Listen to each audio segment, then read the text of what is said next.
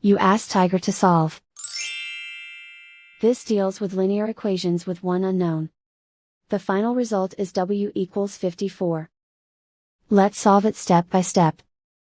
Group all constants on the right side of the equation. Subtract 11 from both sides. Simplify the arithmetic.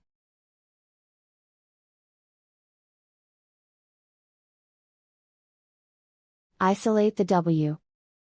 Multiply both sides by 9. Group like terms. Multiply the coefficients. Simplify the fraction. Simplify the arithmetic. And so the final result is W equals 54.